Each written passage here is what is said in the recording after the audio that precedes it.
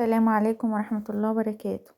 كده بقى هنغرف يا حبايبي، معانا الاكل خلص اهوت ما شاء الله. كده هنغرف الرز، بص لونه جميل ازاي ومكرمل كده. ومعانا بقى الجمبري، شوية جمبري كده ما اقولكيش.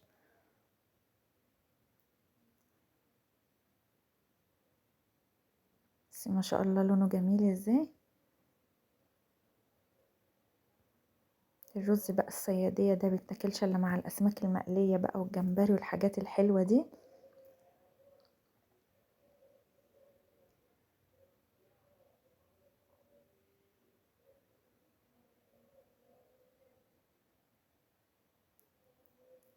هغرف بقى الجمبري، جمبري صغير مش كبير قوي بس طعمه تحفة ما شاء الله. شوية شوربة بقى كده عليه.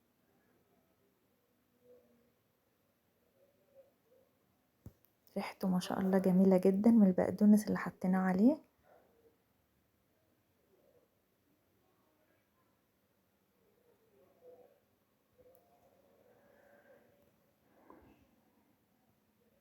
كده بقى جهزنا الاكل اهوت ما شاء الله وخلصناه. بس السمك، البطارخ اللي في السمك،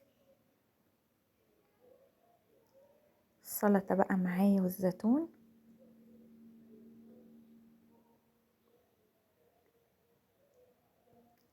يلا ندخل في الفيديو بتاعنا بقى ونقول عملنا الكلام الحلو ده ازاي.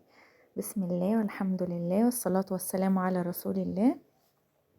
ازيكم يا حبايبي، عاملين ايه؟ يا رب تكونوا بخير دايما ان شاء الله. هنعمل كده نوع السمك ده معانا اهوت.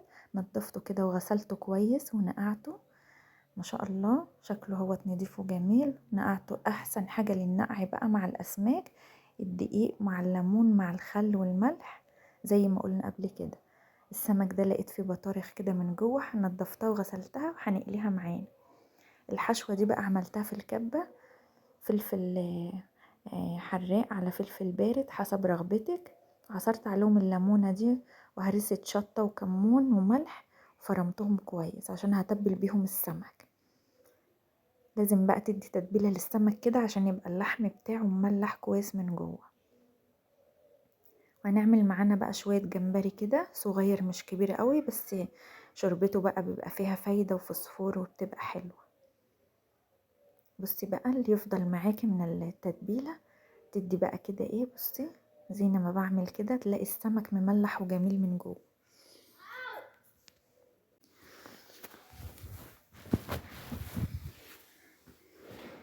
هركنه بقى شوية كده اما ياخد من التمليحة بتاعته.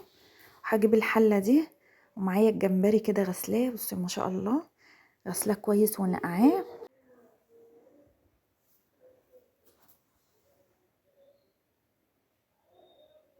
غسلته كويس بقى. هنحط له الخلطة بتاعته.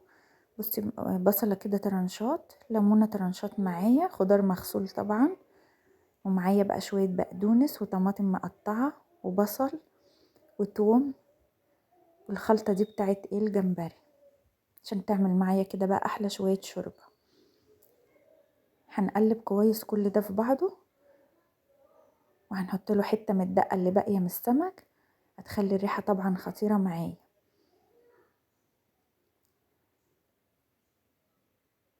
هنقلب كويس كده وهنرفع النار بقى. معايا كده بقى شوية سلطة، انا عملتهم سلطة بلدي عادية اهي عشان ناكلها مع الرز. هنكرمل بقى البصلية معايا كده ونخلي لونها بني حلو. قطعتها كده صغير. بصي بقى اول البخار ما بيطلع على الجمبري لونه بيتغير بيحمر ازاي. هنقلبه بقى تقليبه كويسه كده، ده تشويحه بس لسه ما حطيتلوش الميه. بس هنقلبه لونه بدأ يتغير. هاجي نازله عليه بقى بالميه كده عشان يعمل شوربه حلوه. هنحط البهارات، ربع معلقه هريسه شطه، انا حاطه كمان من الدقه اللي باقيه، والكمون بقى اهم حاجه في الجمبري. ولو عندك بهارات سمك ضيفي ربع معلقه.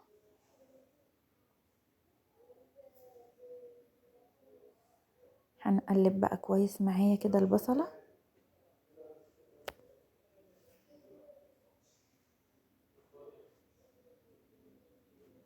هتدي معايا بقى اللون البني كده، هسيبها على مهلها.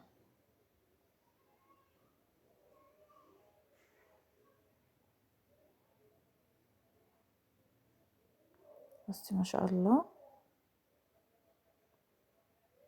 خلاص كده بقى هديله المية بتاعته.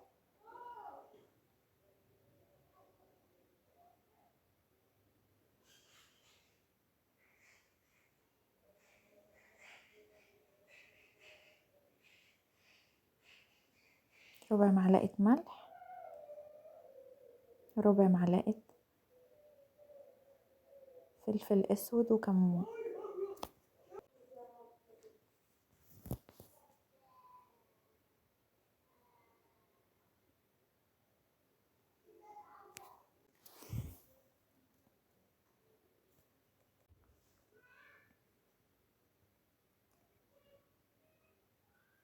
هنديله بقى المية بتاعته كده عشان نعمل الشوربة بتاعة الجمبري. عاوزة تزودي عن اكتر من كده بقى زودي.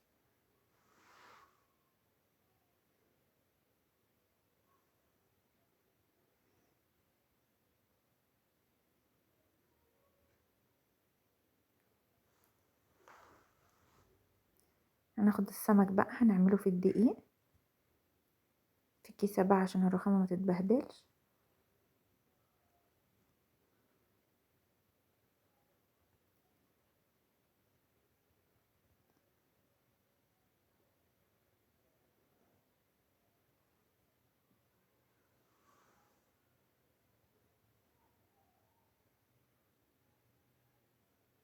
هنفضه كويس من الدقيق عشان ما يحرقش معايا الزيت، والزيت يكون سخن بقى معايا على النار كده.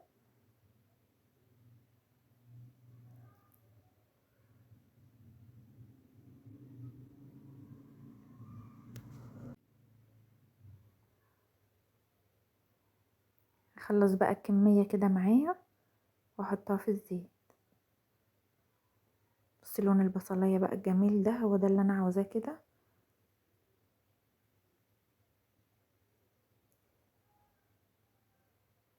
هنزل عليه بالمية بقى ونسيبه يغلي كده، لونه هيبقى غامق اكتر من كده.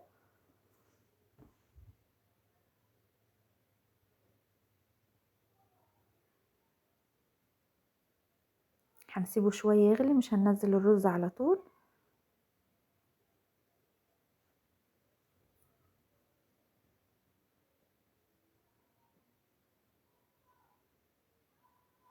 هنحط بقى البهارات بتاعته عشان يغلي كده في المية، يدي ريحة حلوة. نص معلقة ملح، نص فلفل اسود، نص كمون.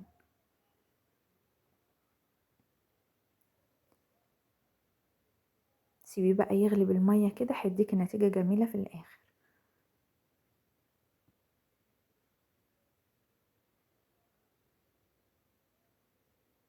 بصي الجمبري ما شاء الله استوى اهوت.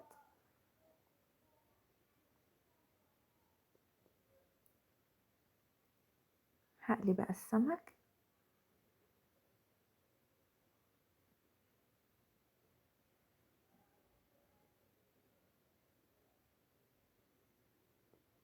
لسه شوية.